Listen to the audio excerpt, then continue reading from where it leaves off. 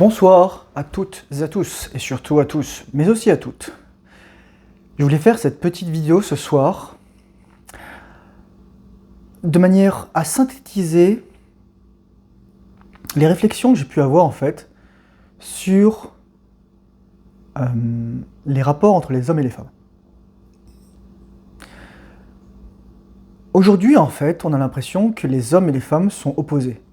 Il y a des clivages qui ont été créés, soit à travers les médias, la rhétorique, les discours ambiants, les personnalités, les influenceurs. Aussi à travers le contenu qui est créé, notamment celui qui dit « Ah, voici la vraie nature des femmes, voici la vraie nature des hommes, les hommes sont ci, sont ça », le ressentiment, l'aigreur, le sorte d'injustice, on se dit « Ah, mais regarde, la femme, elle peut avoir autant de personnes qu'elle veut, et moi, je suis comme ça ». Je fais donc écho à ma précédente vidéo disant que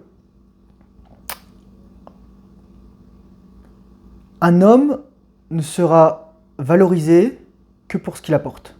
La protection, les ressources, la valeur.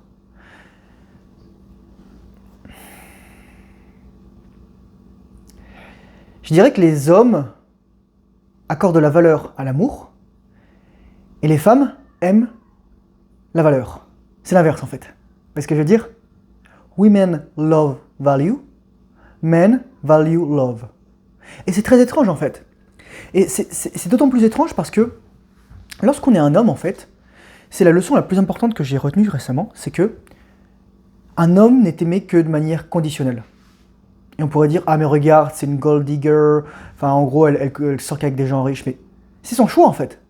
Au contraire, c'est une nécessité pour elle parce que en général, et c'est normal, les femmes n'ont pas une testostérone aussi élevée que les hommes. Et la testostérone, c'est une hormone qui permet d'avoir le comportement adéquat en situation sociale. Et si cette situation sociale, c'est le fait de s'élever en statut, ça nous permet d'avoir les habitudes, d'avoir les pratiques, de faire le travail nécessaire au fait de s'améliorer. C'est aussi une hormone de la compétition, c'est une hormone du rapport amical, de la joute en fait. Il y en a qui disent « Ah oui, la testostérone, c'est l'agressivité ». En fait, pas toujours. C'est l'agressivité que si l'agressivité est valorisée dans le contexte. Et ça, je le dis souvent. Mais donc, en fait, les hommes sont aimés de manière conditionnelle, alors que les femmes sont aimées de manière inconditionnelle. Et va leur faire une différenciation ici, une distinction qui est très importante. C'est que, de quel amour parle-t-on? Parle-t-on de l'amour sexuel? Dans ce cas-là, en fait, oui, c'est sûr que les femmes, c'est inconditionnel. Mais dans l'amour, je dirais plus la relation. L'amour, le mariage, la relation intime à long terme, c'est pas aussi vrai. On m'a souvent reproché de dire les choses de manière un peu trop crue. Mais le problème, c'est qu'en fait, ce que j'ai compris, c'est que les femmes et les hommes ne répondent pas de la même façon à la façon dont on va élaborer, expliquer les choses. C'est très féminin en fait d'arriver envers quelqu'un et de le porter pas à pas. Et c'est très, je dirais, masculin, presque macho, on dirait de dire les choses de manière crue en fait. Et sauf que, comme les femmes sont des créatures émotionnelles, elles vont pas prendre de manière froide en fait les critiques. Elles vont se dire, un homme, si on lui va lui adresser des critiques, un homme, je dis bien un homme, qui a fait son travail sur lui-même, il va se dire, ok, ça ne me regarde pas, ça regarde mes compétences, donc comment puis-je faire pour avoir de meilleures compétences? Il va se détacher de la critique en fait. Alors qu'une femme va le prendre plus souvent personnellement, parce que ça va être lié aussi à ses émotions. Et il suffit de voir la façon dont on a toutes les filles qui disent « Oh, you go girl », etc. Alors qu'en fait, derrière, elles se tirent dans les pattes. Mais c'est juste comprendre que nous n'avons pas la même façon d'articuler en fait les critiques, les besoins, les apports d'informations. Je te le disais au début, les femmes ne sont pas l'ennemi. Mais alors c'est qui l'ennemi en fait? Pourquoi a-t-on du ressentiment en tant qu'homme? Pourquoi a-t-on du ressentiment? Déjà, je pense qu'il y a deux raisons. Parce que, on n'est pas développé de manière masculine, autant qu'on devrait être, et donc on n'est pas concentré sur notre but. Donc on passe beaucoup trop de temps à penser, à mon goût, aux femmes, à les rencontrer, à voilà, etc. Je dis pas que c'est une mauvaise chose en tant que telle, je dis juste qu'il y a une question d'équilibre. C'est un 80-20. 80% sur vous, du bon égoïsme, je me concentre sur moi, et 20% je me laisse un peu de marge, etc. Et là, actuellement, c'est l'inverse. Voire pas du tout, on se concentre pas sur nous. On croit que juste en améliorant notre game, on va coucher avec plein de femmes, on va trouver la femme de notre vie, etc. Non. Ça va peut-être marcher, on va peut-être utiliser de la manipulation, des tricks, etc. Non, être authentique, ça demande de se concentrer sur soi, en fait. De se faire passer en premier. Et en fait, moi, j'ai compris, en fait, envers quoi j'étais en colère. C'est pas les femmes, en fait. C'est pas leur comportement. C'est immémorial. Même nous, notre comportement est immémorial. Mais on a été hackés d'une certaine manière. Avec la pornographie, les jeux vidéo, l'alcool, le sucre, les bonbons, les drogues, le cannabis, etc. Choisissez ce que vous voulez, en fait. On nous fait passer au niveau de... on nous infantilise tout au long de notre vie, en fait. Et c'est ça qui est le plus dangereux. C'est de jamais, en fait, grandir, maturer, de devenir un homme. Et donc, en fait, je pense que les hommes ont du ressentiment non pas vers les femmes, mais ce qui actuellement provoque le fait que le comportement des femmes soit hors de contrôle, de nombreuses femmes. Et qui est-ce qui pousse ça? Je vous le disais. C'est l'argent, c'est les applications de rencontres, c'est les médias. Moi, je vous dis, arrêtez de lire tout ça. Débarrassez-vous-en. C'est le déboulonnement des statuts, des valeurs. C'est finalement tout ce qui faisait que la société était stable jusqu'à présent. Oui, c'était pas le meilleur des mondes, mais comme je vous le dis toujours, la libération sexuelle n'a jamais eu lieu. Sauf pour 5% des hommes, qui ont accès à encore plus de femmes qu'ils n'en avaient auparavant. Les femmes, elles, au contraire, vont croire qu'elles auront toujours l'accès à un homme de plus haut statut. Et c'est ça la plus grande, je dirais, erreur. C'est de croire que une femme va toujours croire qu'elle aura toujours le même potentiel pour attirer un partenaire tout au long de sa vie. Dans une certaine mesure, c'est vrai, mais ce partenaire, ce sera de moins en moins à long terme. Et s'il a le choix entre choisir une femme qui est jeune, certes, qui a des mœurs assez saines, etc., ou une femme de 40 ans qui a du kilométrage, oui, il y aura des goûts différents, oui, certes. Mais à long terme, pour fonder une famille, pour éventuellement garder un lien très clair, je dirais sain, bah c'est sûr qu'on va choisir une personne plus jeune, qui a plus de temps devant elle, qui est plus fertile. Je le dis avec tout l'amour du monde parce qu'en fait, même quand je le disais de manière vindicative, sans être en colère en fait, je disais juste les choses comme elles étaient. Et ça plaît pas toujours à tout le monde. Mais on voit d'abord les gens physiquement. Donc on voit en fait l'apparence physique. Ensuite, en fonction de notre élévation spirituelle, en fonction de notre maîtrise de notre énergie sexuelle, on va voir très rapidement les autres couches des personnes.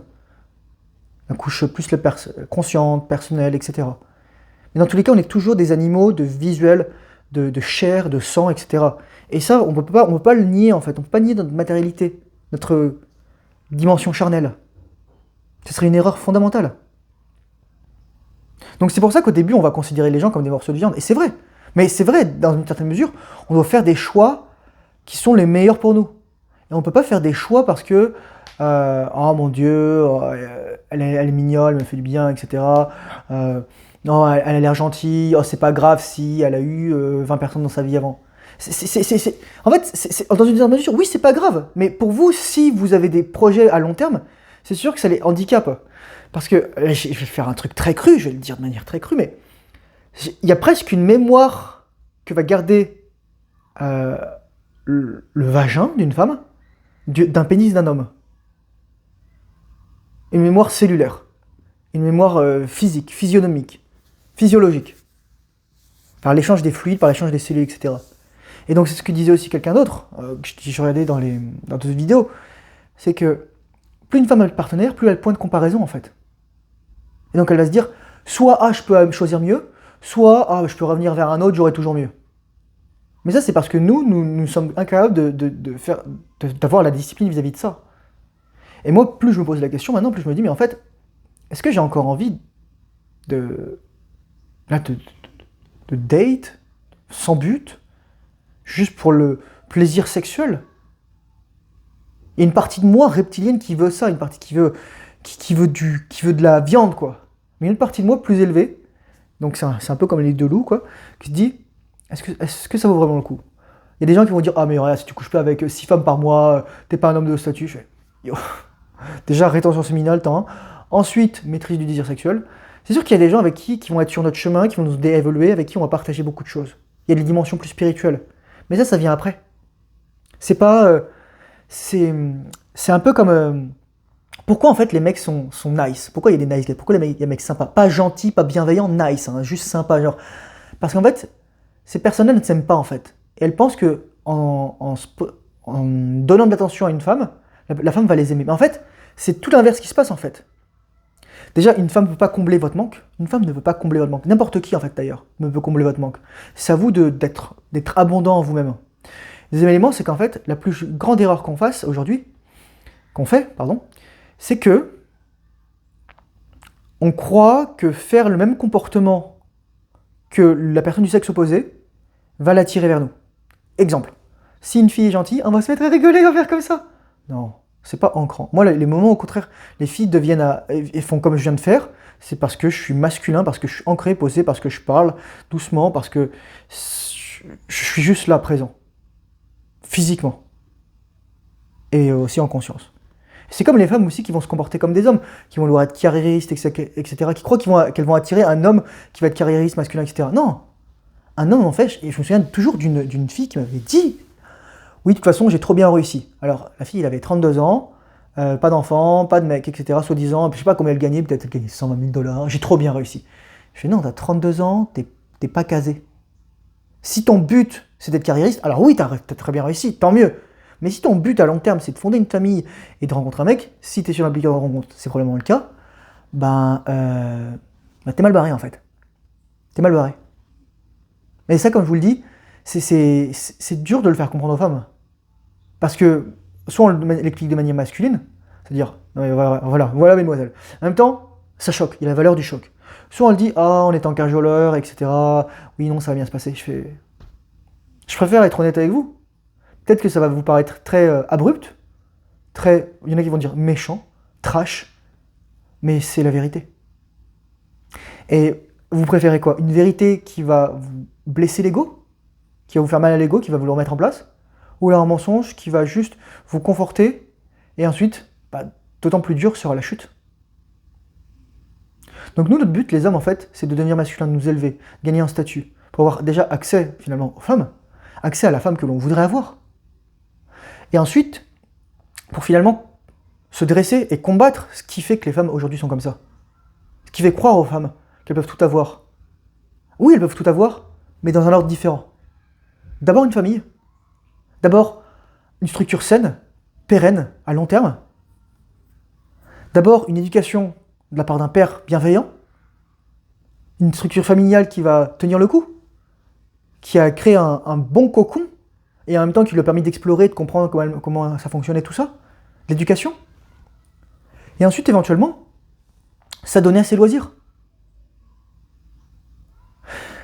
Les hommes et les femmes vivent la vie en inversé, en fait. Tu vois ce que je veux dire? C'est un peu comme ça. La femme commence avec beaucoup d'attractivité, elle va le perdre. Les hommes commencent avec peu, surtout physique, mais surtout statut, et ensuite ils vont en gagner, théoriquement. Ok? Mais surtout, un homme au début, il doit travailler, et ensuite il va profiter. Alors que la femme, c'est l'inverse. Elle va d'abord profiter, et ensuite elle va travailler pour trouver quelqu'un et avoir des enfants. Elle va profiter, elle va se dire c'est bon, je peux coucher avec n'importe qui, je peux faire ci, je peux faire la fête, je peux boire de l'alcool, je peux détruire ma santé. Il y a des hommes aussi qui font ça, très honnêtement, qui sont pas du tout attractifs, oui ou non d'ailleurs, et qui détruisent leur santé, leur vie, et qui à long terme en fait ne décollent jamais, qui restent tout le temps en flatline. Parce que tandis que la femme en fait a un cycle, je dirais, lié à son cycle hormonal menstruel, des hauts et des bas, l'homme, ça doit être la figure de stabilité, la source de la stabilité. Ça doit être l'équanimité, la capacité à garder son calme, à garder sa composition en permanence. Parce qu'en plus, une femme va toujours tester son homme. Une femme va d'autant plus tester son homme qu'elle est investie en lui. Et elle va le faire. 99% du temps, elle va le faire inconsciemment. Donc c'est aussi à nous aussi de mieux connaître nos mécanismes, nos fonctions, notre psychologie, pour pouvoir le faire. Encore une fois, je disais, dans la précédente vidéo, les femmes naissent avec la connaissance de toutes les façons qu'elles vont tester un homme, mais sans s'en rendre compte forcément. Tandis qu'un homme, en fait, doit tout apprendre, sur lui, sur les autres. Une femme, peut-être, si elle vraiment elle fait l'effort, elle va documenter comment comprendre les hommes, comment vraiment les attirer, comment communiquer avec eux, comment les aider, si elle trouve un homme attractif, plutôt que de laisser, comme une fille que j'avais rencontrée, parce que je vous dis toujours, quand une femme parle de quelque chose, c'est qu'elle y pense. Une fille vous dit bon, je vais pas t'embrasser ce soir, on veut pas coucher ensemble ce soir, Je suis tellement myope que si quelqu'un me violait maintenant, je pourrais même pas le reconnaître si je pas mes lentilles. Parce qu'une femme vous dit ça, c'est qu'elle pense. Et c'est ce qu'elle veut en fait. Mais ensuite, c'est à vous de jouer ou non sur les insécurités. Si une femme vous dit par exemple, on va pas s'embrasser, on peut lui dire, ou on va pas coucher ensemble. Dire, c'est vrai qu'on s'embrasse ou qu'on fasse l'amour ou pas ce soir. Moi je comprends que tu puisses avoir tu puisses avoir comment dire, des résistances vis-à-vis de cela. Moi-même, ça m'est déjà arrivé. Des personnes voulaient qu'on couche tout de suite, mais je me sentais pas à l'aise. Ou alors, je voulais pas passer pour quelqu'un que je ne suis pas. C'est-à-dire, je voulais apprendre à connaître la personne. Et certes, bien sûr, j'adore coucher avec une femme. J'adore le sexe. J'adore le partage énergétique. Mais je le fais pas non plus de manière insécure. Et là, en fait, vous résolvez finalement le conundrum. Vous guérissez l'insécurité et vous établissez un espace de dialogue. Et la plupart du temps, beaucoup de femmes en fait croient encore, et c'est triste, que des choses vont lui tomber tout cru dans le bec. Je regardais une vidéo sur une mère célibataire qui est pas moche, mais ça se voit que là-dedans, elle est ailleurs en fait. Et quelqu'un qui a écrit un super commentaire dessus, c'était vraiment très intéressant, où il expliquait machine, si tu passes par là, voici pourquoi tout ce que tu veux, ça n'arrivera pas. Parce que tu as un mec qui fait plus d'un mètre 80, bon bah ça fait 13% de la population. Tu veux un mec qui gagne plus que toi, bon bah voilà.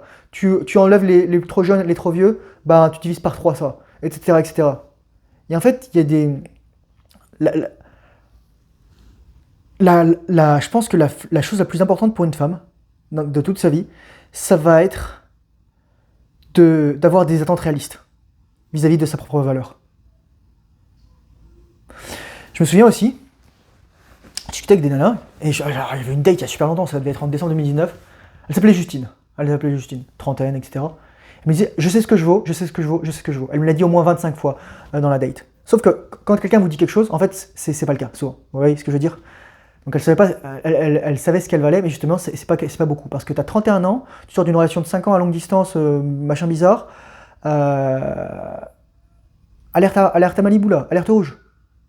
Ta valeur, elle est en train de cracher, quoi. Ou une autre nana, pareil, je discutais avec elle, elle me dit, je sais ce que je vaux, je fais, ouais, t'as 30 ans. Bah, tu vaux quoi? C'est quoi ta valeur? Qu'est-ce que t'apportes en fait?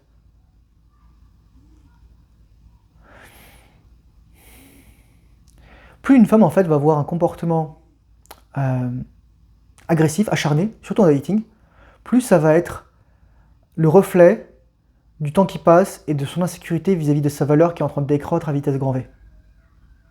Il y a des femmes après qui seront à l'aise parce qu'elles ne veulent pas d'enfants, parce qu'elles veulent certains types de relations, etc. Et c'est tout à leur honneur. Chacun sa chacune et chacune son chacun. Chacun ses désirs, chacun ses choix. Mais c'est sûr que si comme moi vous voulez fonder une famille, moi c'est pas une fille de 30 ans avec qui je sortirai. Je le sais maintenant, je l'ai compris. C'est peut-être même pas une fille de 25 ans.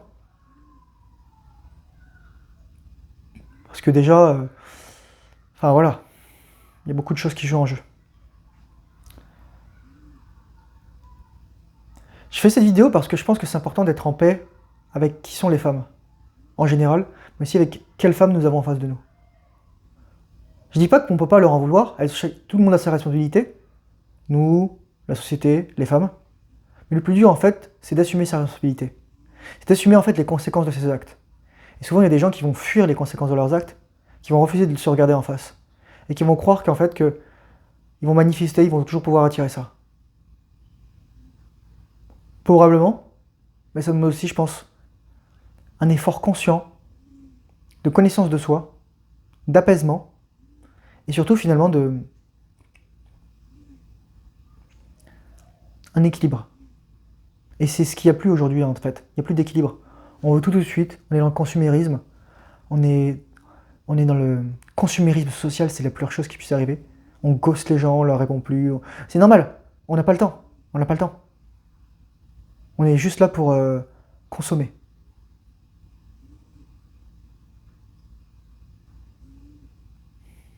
Posez-vous les bonnes questions. Que vous soyez un homme ou une femme. Qu'est-ce que vous voulez? Est-ce que vous faites tout le travail possible pour pouvoir avoir ce que vous voulez? Parce que finalement, je vais terminer là-dessus, on demande à un homme, gagne de l'argent, sois fort, équipe-toi, muscle-toi, entraîne-toi, éduque-toi, etc. Oui, on demande ça à un homme. Moi je dis pourquoi on ne demande pas ça aussi aux femmes? Pourquoi c'est pas une règle que la femme doit faire autant d'efforts, sinon plus, qu'un homme, surtout pour l'avoir et le garder, parce qu'un homme va progresser. Un homme digne de ce nom progressera. Et maintenant on dit que, ah oui, mais acceptez-vous comme vous êtes, etc. Oui, je fais acceptez-vous dans le présent, mais préparez-vous à changer pour le futur.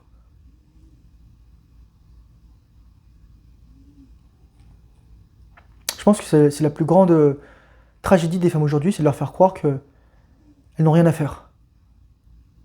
Ou peu. Ou bien peu par rapport à ce qu'elles veulent. Tandis qu'un homme, lui, va devoir se sortir les doigts, mais violemment, pour pouvoir s'élever, s'enrichir, et pouvoir finalement subvenir aux besoins d'une famille. Comme je vous disais, j'ai pas de pitié vis-à-vis des femmes. Parce que ça sert à rien d'avoir de la pitié, c'est.